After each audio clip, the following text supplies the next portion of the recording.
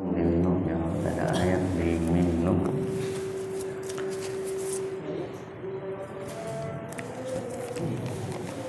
Bismillahirrahmanirrahim. Assalamualaikum warahmatullahi wabarakatuh. Bismillahirrahmanirrahim. La haula wa la quwwata illa billah.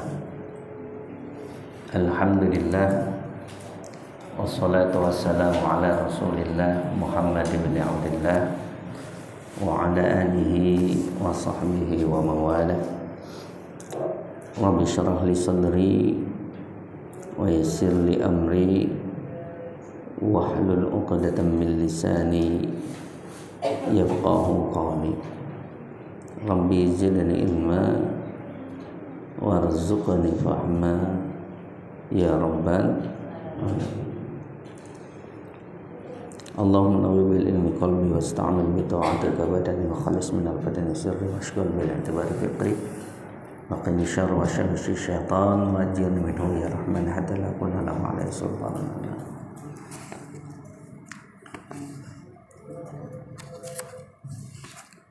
Bapak Ibu sekalian, jamaah salat subuh Masjid Jami' Al-Hidayah rahimakumullah yang dimuliakan Allah Subhanahu wa taala. Alhamdulillah kita bisa berjumpa lagi dalam rangka taklim, dalam rangka pertama melaksanakan sholat subuh berjamaah. Yang mudah-mudahan sholat subuh berjamaah kita tersebut yang telah kita laksanakan diterima oleh Allah Subhanahu wa taala sebagai amalan ibadah yang Allah ridhai. Kemudian kita laksanakan sekarang ini perjalanan taklim dalam rangka menambah keilmuan kita supaya kita lebih fokus dalam ibadah kepada Allah Subhanahu wa taala. Sebelum kita mulai, mari kita baca istighfar. Kita mohon ampunan kepada Allah Subhanahu wa taala. Yang mudah-mudahan dosa-dosa kita, keluarga kita, guru-guru kita, saudara-saudara kita, sahabat-sahabat kita, minal muslimin wal muslimat wal mu'minin wal mu'minat, diampuni dosa-dosa dan kesalahan Allah Subhanahu wa taala. Bismillahirrahmanirrahim. Astaghfirullahaladzim. Astaghfirullahaladzim. Astaghfirullahaladzim. Min kulli dhanbin 'azimin wa natubu ilaihi. Asyhadu an la ilaha illallah wa asyhadu anna Muhammadan Rasulullah. Asyhadu an la ilaha illallah wa asyhadu anna Muhammadan Rasulullah. Asyhadu an la ilaha illallah wa asyhadu anna Muhammadan Rasulullah sallallahu alaihi wasallam. Wa inna ilaihi wa maghfiratan lillahi ta'ala ila darajatin nabiyil mustafa rasulillah sallallahu alaihi wasallam wa alihi wa sahbihi wa alihi wa dhurriyyatihi wa ahli baiti tahirin wa ila darajatin muslimin wa ila darajatin syekhana wa al-mu'minin sallallahu. Ya Allah yaghfir lahu wa yarhamu wa ya'li darajatahu wa yanfa'una bi sallallahu wa fi dini wa dunya wal akhirah. Syai'u lillahi lahu al-Fatihah. A'udzu billahi minasy syaithanir rajim. Bismillahir rahim. Alhamdulillahi rabbil alamin arrahmanir rahim maliki yaumiddin.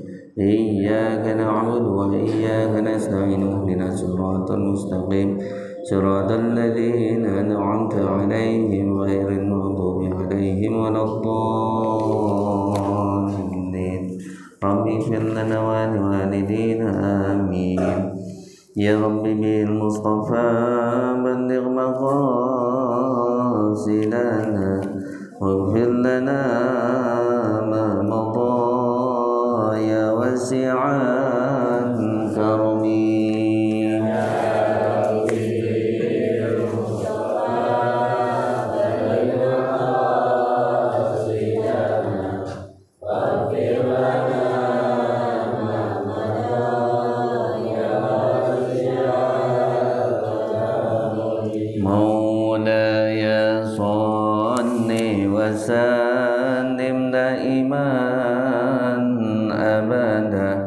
على حبيبك خير الخلق كلهم يا رب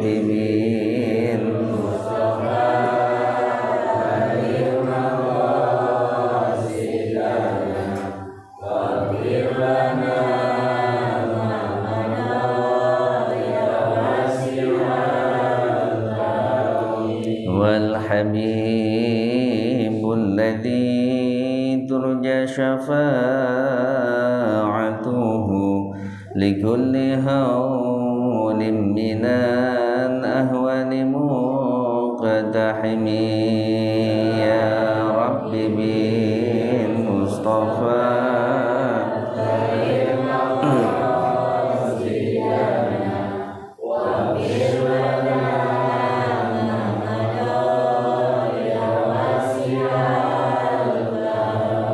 من تذكر جيران بذي سلام وجزد عن جرام مضلة بدمي يا رب بالمصطفى بلغ مقاصدنا واغفر لنا ما مضى يا واسع اللهم صل وسلم وبارك عليه وعلى آله وصحبه. Bismillahirrahmanirrahim. Bapak Ibu sekalian dirahmati Allah Subhanahu wa taala. Syukur nikmat kita sekarang berada pada tanggal berapa Juli? 3 Juli ya. Tanggal 3 Juli 2022. Berapa Dzulhijjah? Nah, itu. Ada yang kata 2, ada yang kata 3, 3. Oh, 3. Gitu. Tanggal 3. 3 apa 4? Oh, 3. Ini macam-macam ya. Al-Hidayah insyaallah adakan sholat Idul Adha-nya pada hari Ahad ya. Pada hari Ahad atau hari Minggu gitu. Hari Minggu nanti kita akan adakan di mana? Seperti tahun yang lalu di PLN insyaallah. Ya mudah-mudahan Allah kasih lancar. Nih bapak-bapak ini kan sholatnya di mana kira-kira? Kalau di kampung Parasit pulang ini apa? Sholatnya di kampung jauh di Madura. Insya Allah mudah-mudahan perjalanan lancar sehat nanti semua. Bapak Ibu sekalian, tahun ini ya tentang sholat Idul Adha cukup unik kira-kira ya penentuannya tuh. Karena diantaranya ada beberapa negara yang melaksanakan sholat Idul Adha-nya itu pada tanggal 9, dan ada pula yang melaksanakannya pada tanggal 10 Juli. Itu begitu. Dan yang pasti semuanya bersatu dalam kesepakatan lebarannya pasti tanggal 10 Zulhijjah. Begitu nggak Pak? Iya. Lah iyalah, masalah nggak 11.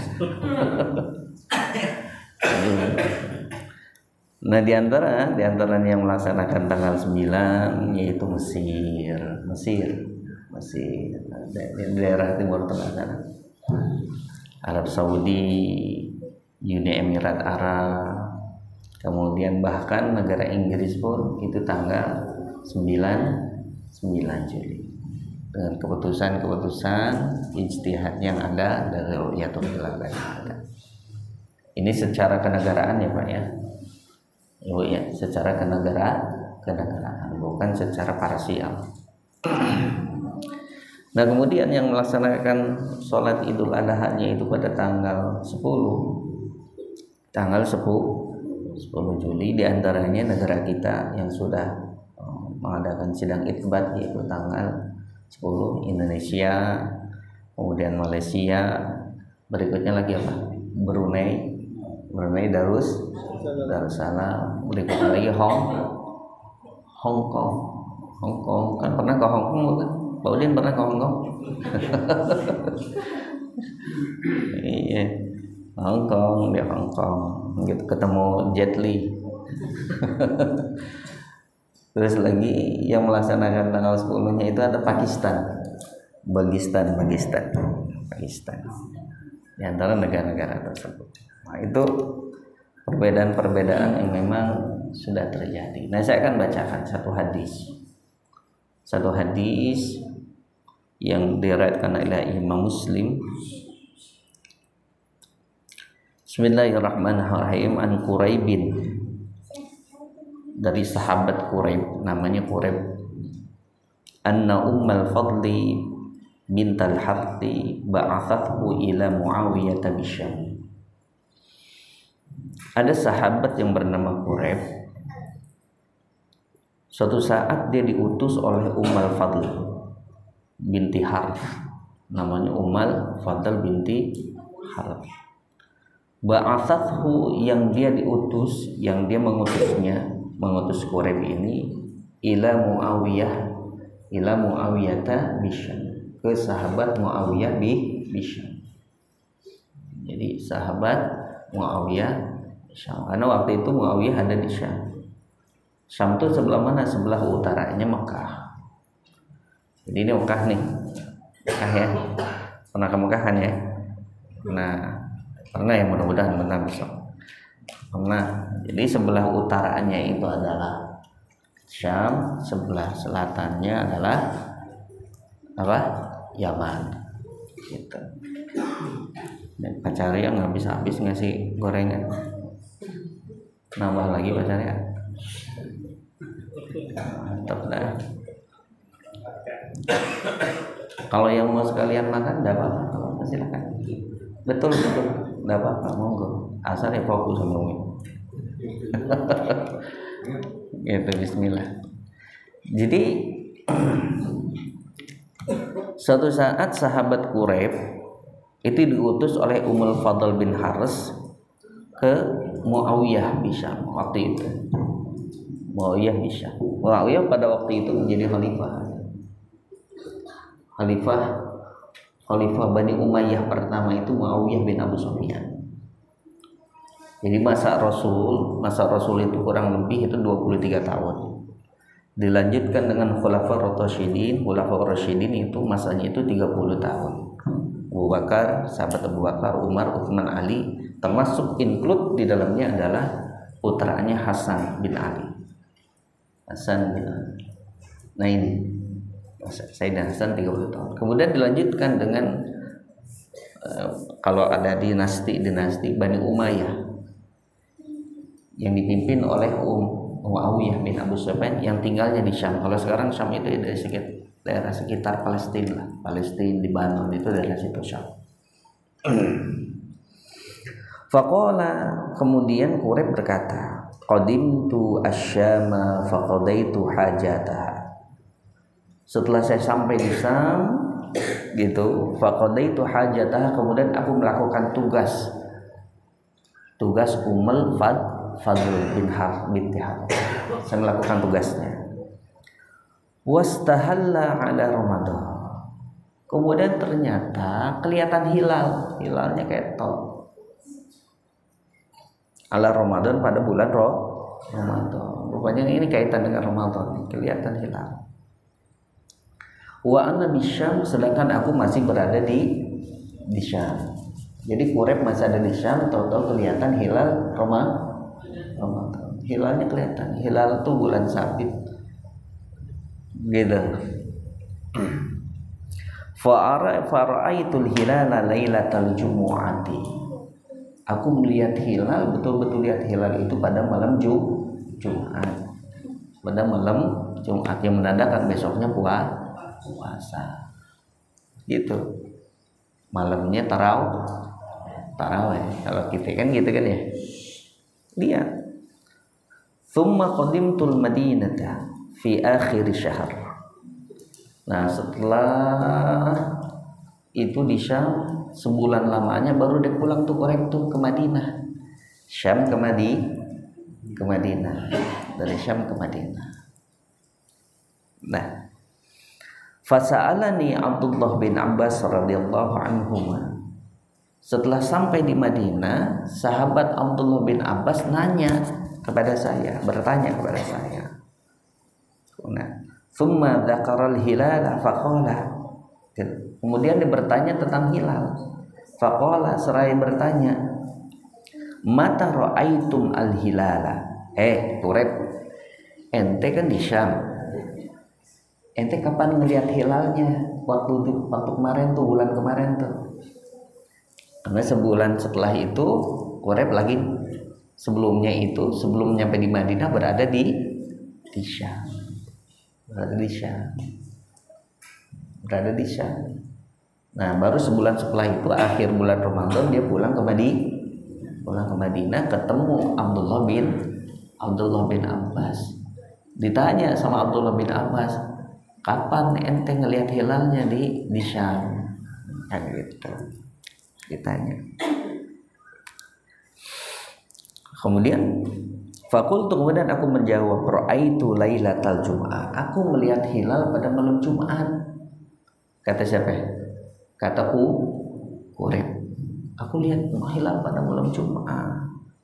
Faqala, kemudian kata Sayyidina Abbas, Abdullah bin Abbas, anta ra'aitahu, ente betul ngelihat nih, betul-betul ngelihat tuh hilal tuh malam Jumat. Pengen ngeyakinin.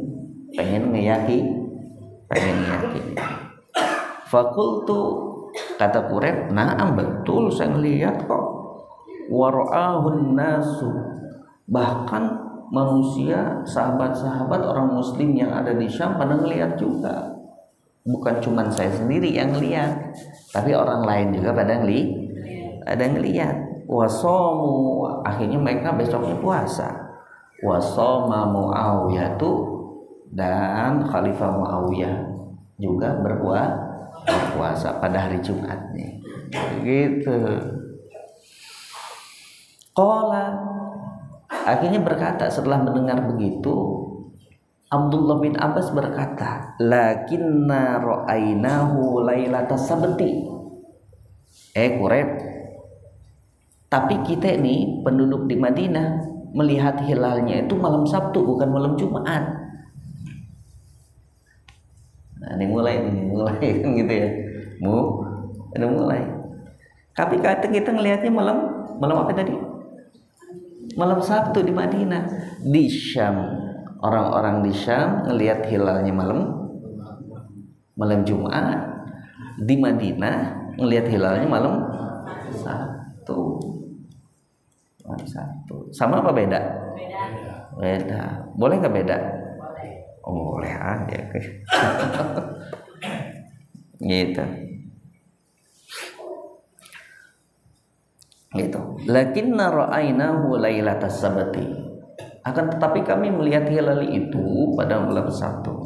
Fala nazalu nasumu hatta nukmila 30 yawman aw narahu. Gitu. Kata Sayyidina Abbas, fala nazalu, maka kami terus menerus nasumu, terus berpuasa di bulan Ramadan hatta nukmila, sampai kami sempurnakan 30 hari.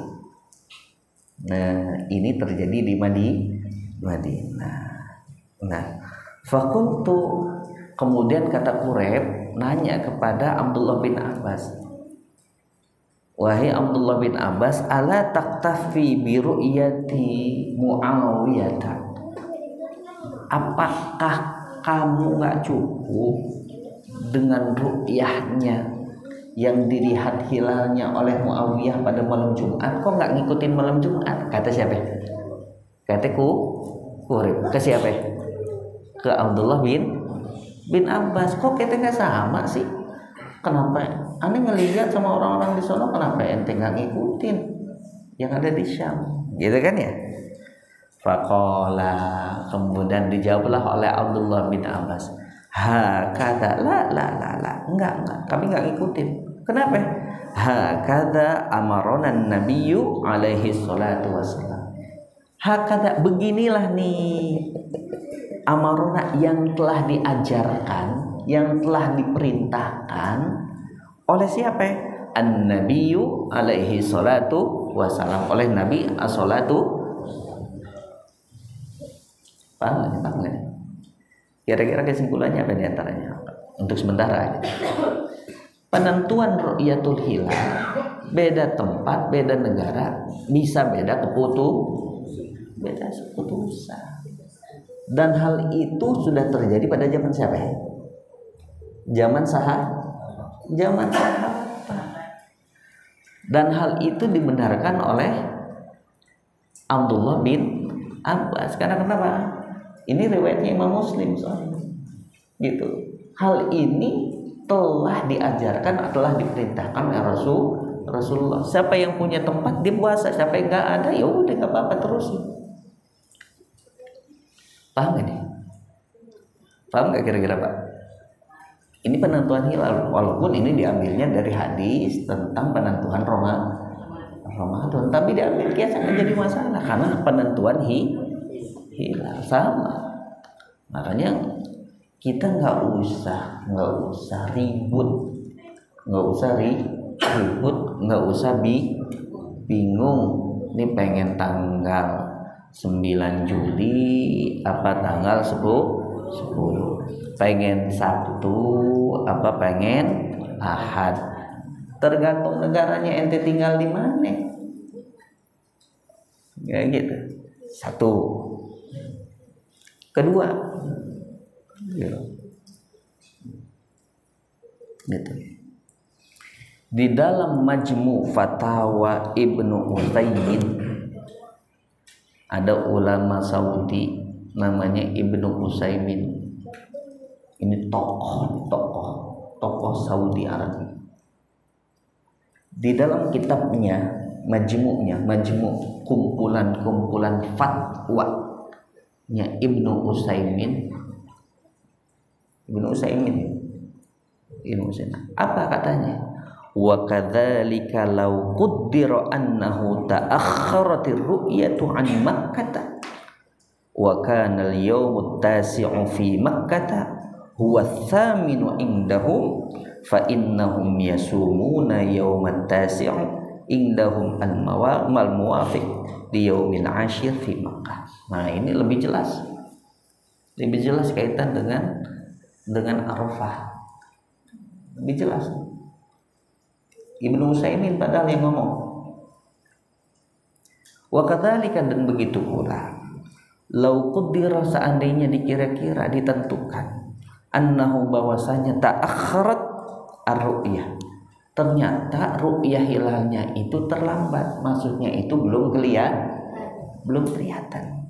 An Makkah, dari Mekah. Jadi enggak sesuai dari penduduk Mekah menentukan tanggal 9, sedangkan negara yang lain menentukan tanggal 10.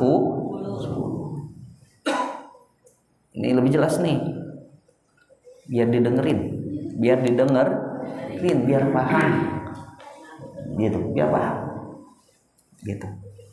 Jadi kalau berbeda sama Mekah bagaimana? Kan bahasanya kan gitu. Kata Ibnu Utsaimin. Wa kana al-yaumut tasi'u, dan dan ada al-yaumut tasi'u pada hari yang ke-9 fi Makkah, di Mekah. Huwa tsaminu indahum, di Mekah tanggal 9, sedangkan di negara lain, di tempat lain itu tanggal 8. Beda berapa hari? 1 hari. Di Mekah tanggal 9 kan gitu ya. Di negara lain tanggal 8 atau di Mekah tanggal 9. Bahasanya begitu.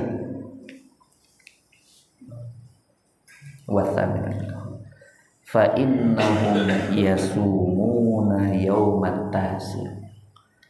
Kemudian mereka berpuasa di tanggal 9-nya. Indahum, menurut mereka tanggal 9-nya mereka berpuasa. Gitu ya. Wa kana al-yaumut tasi'u fi Makkah wa tsaminu indah. Jadi tanggal 9-nya ini, kita nih contoh nih besok nih, kan puasa Arafah ya. Puasa Arafah itu kan kalau yang lebarannya tanggal 9 biasa tanggal 8. Tapi kalau penentuan lebarannya tanggal 10 berarti kita tanggal 9. Nah ini maksudnya, mohon maaf nih. Jadi kalau fa innahum yasumuna yaumat tasi'u indahum, gitu ya, al muwafiq li yaumil ashir fi Makkah. Kalau ada negara lain gitu ya yang berpuasa tanggal 9 sedangkan di Mekah sudah tanggal 10, itu nggak kenapa ya? Menurut Ibnu Utsaimin kan kita ribut gimana sedangkan sudah hukum gini kita nggak jadi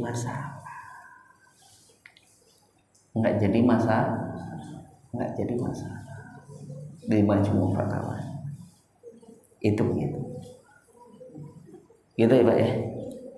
Jadi kalau besok mau puasa tanggal 9 boleh nggak? Boleh nggak? Boleh. Jadi beda tempat itu antara Mekah sama apalagi Mekah sama Indo, jauh nggak? Ya. Nah ini kita nanti dari kemarin udah pada bingung nentuin mana nih antara A B C D. Nah ini dia. Makanya perlunya kita ngaji, ributin aja antara puasa. Gimana di sana udah Arafah kita puasanya gimana? Padahal puasa mah kagak dia mah. Lah iya udah ribut aja. Ributnya paling duluan. Puasanya mah kagak, alasannya banyak. Iya, ibaratnya begitu ya. Ibaratnya mah kagak. Agak beda dengan. Jadi gitu, jadi hal-hal semacam ini nggak bisa terlalu diangkat. Kalau kita yakin husnuzon MUI, Kemenak yang ada pun yang lainnya ingin mengambil tanggal 9, monggo nggak jadi masalah, nggak apa-apa. Ini boleh, itu boleh.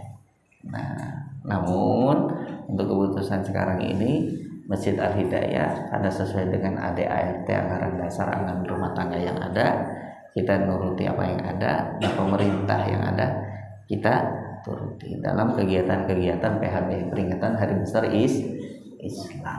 Nah, kita ikuti itu. Gitu Pak. Ini sekalian ya. Paham ya? Paham. Itu satu. Gitu. Nah, sebelum dilanjutkan mungkin ada yang ingin bertanya, monggo silakan. Minum dulu ya.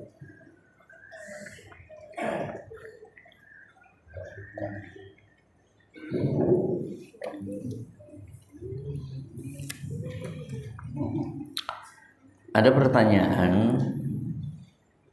Ini pertanyaan kalau kata Pak Dery itu ya netizen. Yang pertama, apa keutamaan puasa pada tanggal 8 dan 9 Dzulhijjah? Begini Bapak Ibu sekalian, tanggal 8 diistilahkan dengan kata tarwiyah, tanggal 9 diistilahkan dengan kata Arafah istilahnya.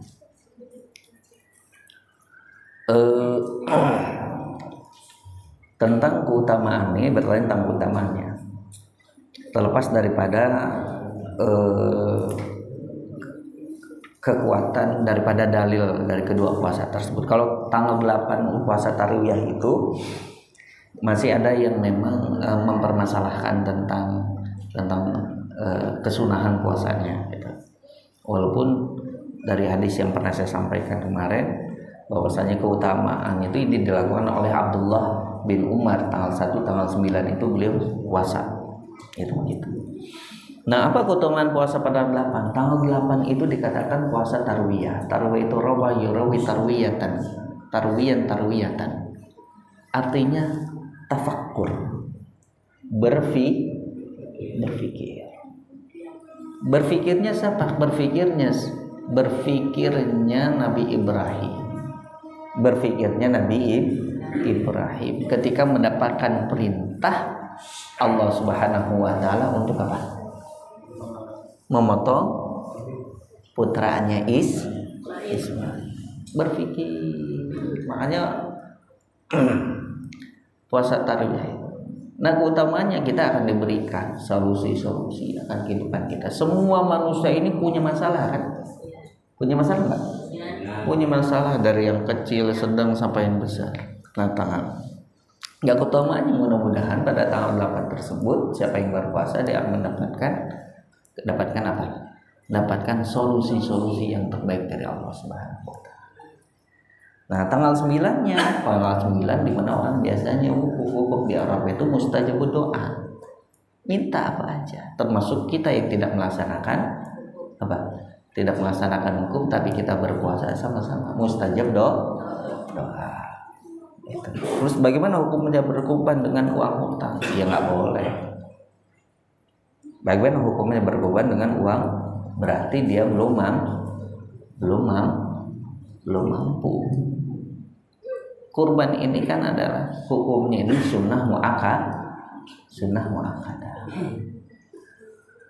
Maliki, Syafi'i, Hambali ini mensunahkan muakkadah. Nah, termasuk murid-muridnya Hanafi. Tapi Abu Hanifah sendiri itu mewajibkan bagi mukimin, bagi orang-orang yang mukim di tempat tersebut. Dan dari itu di dalam kitab Al-Mizanul Kubra diterangkan tentang hal itu. Kira-kira begitu. Gitu ya. Jadi itu begitu. Bagaimana dengan uang hutang? Ya nggak boleh lah. Nggak usah maksain. Yang punya ya, yang nggak usah maksain. Gitu ya.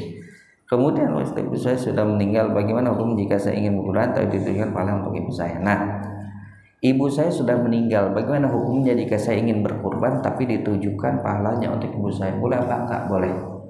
Dalam Sunan Abi Daud ada hadisnya. Gitu, berkurban anil mayyit atas nama orang yang telah meninggal. Salah satunya adalah Sayyidina Ali. Salah satunya siapa? Sayyidina Ali. Sayyidina Ali suatu saat itu motong 2 kambing. Kotak sahabat bertanya, Sayyidina Ali, kenapa ente motong 2 kambing? Ini sepeninggal Rasul. Rasul sudah meninggal. Di Sunan Abi Daud. Di hadis Sunan Abi Daud. Gitu. Nah, kata Sayyidina Ali dikatakan gitu. Iya, karena kenapa? Ini pesannya Rasul, kalau Ali udah meninggal, potongin atas nama Ali. Gitu. Paham ya?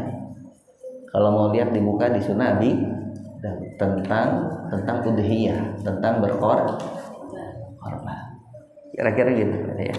3. Ada lagi yang mau tanya, silakan monggo. Sama.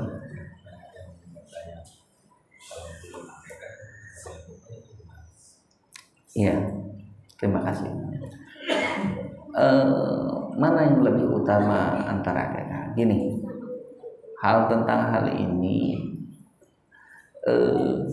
pertama, kedudukan dua-duanya adalah sunnah. Dua-duanya sunnah. Alasan bagi orang yang memang tidak boleh melakukan kurban sebelum akikah, alasannya kan gitu ya. Karena akikah ini murtahan bi akikati. Jadi kullu mauludin murtahanun bi akikati. Setiap anak yang lahir itu murtahanun, tergadaikan bi akikati. Artinya apa? Menurut ulama, artinya dia nggak bisa memberikan syafaat kepada orang tuanya besok di yaumul kiamah kalau belum di ya. Nah, ini dulu yang dilaksanakan. Gitu maksudnya Pak Ibu. Itu alasannya. Alasan bagi orang yang memang tadi lebih mengutamakan akikah dulu dibandingkan dengan kurban. Itu. Karena kenapa? Ya daripada nggak bisa ngasih syafaat karena masih tergadaikan. Gitu. Nah, mendingan tergantung, mendingan dilaksanakan dulu akikahnya. Itu alasan bagi pihak yang memang lebih mengedepankan akikah dulu dibandingkan dengan kurban. Kira-kira gitu Pak. Ya. Ya kalau memang nuruti alasan tadi ya bagusnya akikah dulu. Nggak jadi masalah. Ya, ada waktunya.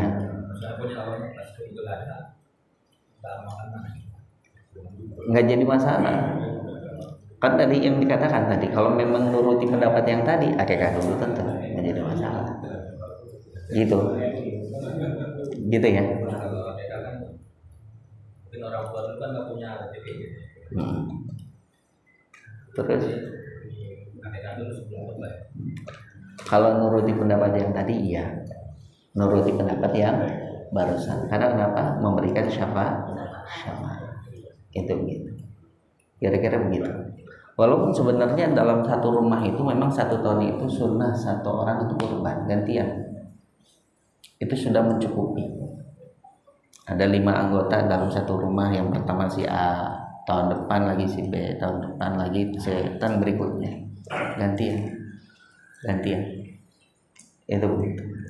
Jadi kira-kira gitu Pak yang lebih diutamakan. Namun kalau bilang sunnahnya ya siapa mau yang mana ya boleh aja sebenarnya. Boleh-boleh saja. Oh yaudah sampai kurban dulu deh daripada akikah. Ya mau sampai enggak ngelarang. Kok pahala sunnah bukan wajib. Gitu. Iya boleh betul. Gitu. Namun kalau dibilang tentang lebih afdal yang mana kan gitu ya, menurut kaitan. Bukan nggak boleh, boleh saja. Kan gitu kan ya. Itu begitu. Ya, ada lagi? Oke. Waalaikumsalam warahmatullahi wabarakatuh. Suratul Fatihah itu kan ada 7 ayat. Nggih. Sementara kalau ada imam yang tidak membaca 1 ayat, Iya batal. sebenarnya itu imamin itu langsung alhamdulillah. Oh yeah. Ini pertanyaan yang muantep. Masalahnya saya pernah dengar, saya ikut jamaah di belakangnya. Itu kalau ada yang Bismillahirrahmanirrahim, ada yang langsung dijalankan, ada yang Bismillah pelan. Itu begitu Allah Akbar itu langsung Alhamdulillah. Itu kan nggak baca Bismillah. Terima kasih. Assalamualaikum. Ini pernah dibahas ya Pak ya. Harus diingat pernah dibahas ya. Pada waktu tafsir surat Al-Fatihah. Tafsir Munir Syekh Wahbah Az-Zuhaili pernah dibahas di sini. Jadi tentang bacaan bismillah dalam suratul Fatihah, seluruh imam fikih itu memasukkan termasuk bismillah itu termasuk suratul Fatihah. Ya malikinya, ya hambalinya, langan tadi termasuk suratul Fatihah. Yang kalau memang bismillahnya tidak dibaca maka tidak sah. Yang menjadi perbedaan hanya jahar sama sir. Ada yang bacanya jahar, baca bismillahnya itu secara kencang, maksudnya itu terdengar jelas. Ada yang memang baca bismillahnya itu sir, secara pelan, minimal didengar oleh telinganya sendiri. Enten itu. Gitu. Jadi tetap. Nah, seperti layaknya di Mekah. Di Mekah baca bismillah, baca. Imamnya baca bismillah tapi sir. Bacanya sir. Coba kalau kapan Bapak Ibu sekalian saudara nanti datang ke sana, sholatnya itu buru-buru dekat sama imam. Gitu. Gitu ya. Nanti kalau imamnya batal, Bapak gantiin gitu. Gitu. Nah, itu baca Bismillahirrahmanirrahim. Itu sih. Alhamdulillahirabbil alamin, baru deh gitu. Baca bismillah. Nah, seandainya di dalam sholat tersebut betul-betul ya jahar ya nggak dibaca, ya sir juga nggak dibaca, maka ya nggak sah sholatnya. Karena kenapa? Fatihahnya nggak lengkap. Paham ya? Nah, zaman sekarang tong tuturut munding kalakuan siga munding kan gitu bahasanya gitu. Jangan cuma ikut-ikutan aja. Jangan cuma yo ngaji lah, ngaji kagak atau jadi imam karena biasa yang diikutin imamnya itu sir baca bismillahnya dia kagak denger, akhirnya bismillah kagak dia baca, kagak sah. Ya kan ngikutin di Mekah ente ente pendengaran ente kudu datang dulu no ke Matraman Jalan Pramuka yang di pojok ada bantu alat dengar. Lah iya datang ke sono gitu. Jadi kira-kira gitu Pak sama aja ya, kira-kira gitu. Baik Bapak Ibu sekalian, alhamdulillah. Cukup, ada lagi enggak?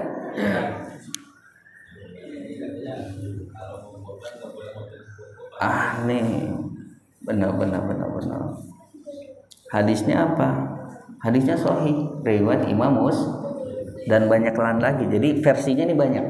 Sebenarnya hadis ini bukan cuma satu. Jadi ini riwayat Ummu Salamah. Kata Ummu Salamah apa katanya? Idza ra'aitum, kata Rasulullah, kita ruwiyat an Ummi Salamah qala Rasulullah sallallahu alaihi wasallam, diriwayatkan oleh Ummu Salamah ummul mukminin. Qala Rasulullah sallallahu alaihi wasallam, apa katakan Rasul? Idza ra'aitum hilaladil hijjah, idza nalikana ra'aitum musningali sapa sira kabeh, apabila kalian telah melihat, kalian semua telah melihat hilal Dzulhijjah, sudah masuk tanggal 1 Dzulhijjah, udah ngelihat nih besok nih tanggal 1 nih gitu. Wa arada ahadukum ayyudhiya, kemudian udah ada niatan buat besok saya mau kurban gitu. Falyumsik an sya'rihi wa anfarihi, maka tahan tuh an sya'rihi dari apanya? Rambutnya. Rambut apa aja? Dari rambutnya, wa anfarihi, dan kuku-kukunya sendiri. Nah, hal ini mempunyai beberapa pemahaman. Rawahu Muslim, riwayat Imam Muslim.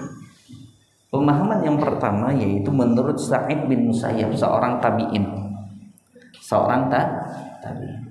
yang sangat dipercaya oleh Imam Syafi'i. Kalau diriwayatkan oleh Sa'id bin Musayyab walaupun hadisnya dhaif, pasti Imam Syafi'i ambil.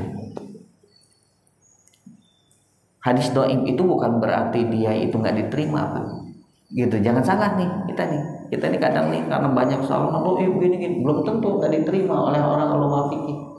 Bukan berarti dia matruk hadis yang ditinggalkan. Nah, Sa'id bin Musayyib kalau walaupun beliau itu menyampaikan hadis yang dhaif, Imam Syafi'i pasti ambil. Kenapa? Orangnya jujur sakit.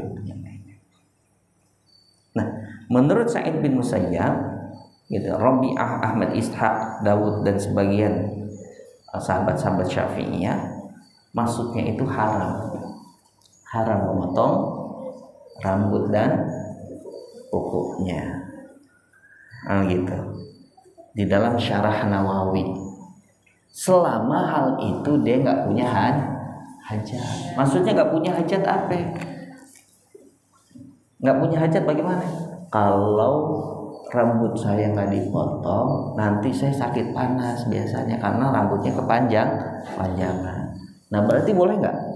Boleh. Ada mustasnahnya walaupun diharamkan. Tapi kalau kita punya hajat, boleh.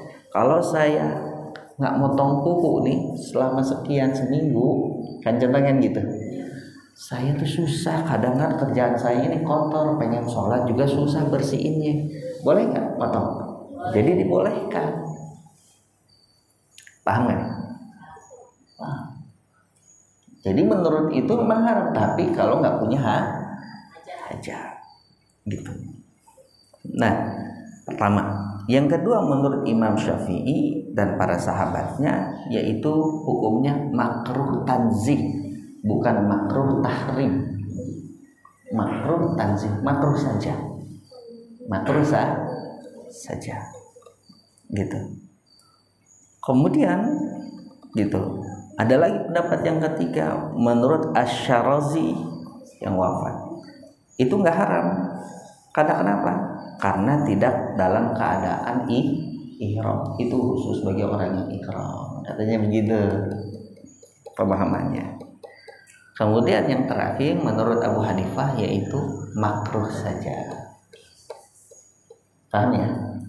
Jadi bagi yang kita ingin berkorban tapi emang punya hajat, karena itu bisa mengganggu aktivitas dan lainnya, boleh, silakan. Pahami kira-kira ya? Alhamdulillah. Baik Bapak Ibu sekalian yang rahmati Allah Subhanahu wa taala, jam 5.54. Ini kita sebelum kita selesaikan, mari kita baca suratul Fatihah. Karena di sini ada keluarganya, keluarga besarnya almarhum Pak Bono. Di sini ada Pak Udin ya. Itu diadakan suratul Fatihah untuk Bapak Suhendi binti Sailan, untuk Ibu Kartinah binti Doto, Bapak Muhammad Bono ya, Nem Bono bin Sumodiharjo gitu ya, bin Sumodiharjo. Kemudian Ibu Rosita binti Doto, Muhammad Syafri bin Doto, Carka bin Warsa ya, Budiono bin Bapak Muhammad Bono, Muhammad Soleh bin Sayuti, Juhro bin Zain, Nah, Bapak Ibu sekalian yang rahmati Allah Subhanahu wa taala, mari kita baca surat Al-Fatihah. Mudah-mudahan almarhumah yang ada tertulis di kertas ini, mudah-mudahan Allah Subhanahu wa taala ampuni dosa-dosa dan kesalahan, khususnya wabil umumnya buat kita, keluarga kita semua. Mudah-mudahan sekali lagi keluarganya yang masih ada senantiasa dibimbing oleh Allah Subhanahu wa taala, anak cucu mantu cicit dan yang lainnya dijaga iman Islamnya, diberikan kecukupan dalam rezekinya semuanya. Kemudian juga kita doakan di antara kita yang memang sedang kurang sehat, ya mudah-mudahan Allah berikan kesehatan kembali ke aktivitasnya. Dan kita doakan juga nih keluarganya Pak Rosid ini mau pulang kampung katanya. Nah, mudah-mudahan diberikan kesehatan, kelancaran, keafiatan, kenyamanan sampai balik lagi sini. Jangan sampai kagak balik gitu Pak. Lah repot gitu kalau kagak dibalik. Nah, gitu, balik gitu. Ada ditanyain sedikit. Iya, kenapa? Kenapa, Bang? Lupa melulu. Sekarang ingat. Apa? Yang dikatakan haram itu kewajiban dari wajib, dilakukan mendapatkan dosa, ditinggalkan mendapatkan pahala gitu. Soal tentang hukuman mudah-mudahan nggak ada hukuman gitu aja. Kita berharap pada Allah gitu ya, kira-kira gitu ya. Gitu ya, Pak ya. Yuk, bismillahirrahmanirrahim. Astaghfirullahaladzim, astaghfirullahaladzim min kulli dhanbin 'azimin wa natubu ilayhi. Asyhadu an la ilaha illallah wa asyhadu anna Muhammadar Rasulullah. Asyhadu an la ilaha illallah wa asyhadu anna Muhammadar Rasulullah. Asyhadu an la ilaha illallah wa asyhadu anna Muhammadar Rasulullah sallallahu alaihi wasallam. Yurda wa inayatika wa hidayatika muradika lillahi ta'ala ila daradin Nabi Muhammadin Mustafa Rasulullah sallallahu alaihi wasallam. Al-Fatihah. A'udzu billahi minasy syaithanir rajim. Bismillahirrahmanirrahim. Alhamdulillahi rabbil alamin arrahmanir rahim maliki yaumiddin. Iyyaka na'budu wa iyyaka nasta'in. Ihdinas siratal mustaqim. Siratal ladzina an'amta 'alaihim ghairil maghdubi 'alaihim waladdallin. Amin. Tumal wa tadailah hadrati jamil anbiya mursalin wal malaikatil muqarrabin wal karubin wa hamalatil 'arshi wa sayyidina Jibril Mikail Israfil Izrail sayyidina Nabiyyina semua. Wa ila bagiyatil asyaratil wisan wa sallallahu wa tabi'in ila syaidillahi lahumul Fatihah. A'udzu billahi minasy syaithanir rajim. Bismillahirrahmanir rahim. Alhamdulillahi rabbil alamin arrahmanir rahim maliki yaumiddin. Iyyaka na'budu wa iyyaka nasta'in. Ihdinas siratal mustaqim. Siratal ladzina an'amta 'alaihim ghairil maghdubi 'alaihim waladdallin. Amal wadata ila hadrati wa basaidi bin Sailan wa ila hadrati Ibu Karina binti Doto wa ila hadrati Muhammad bin Sumodi Haruja wa ila hadrati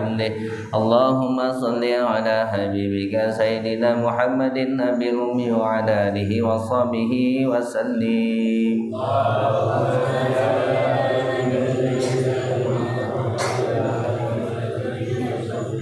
اللهم صل على حبيبك سيدنا محمد وعلى آله وصحبه وسلم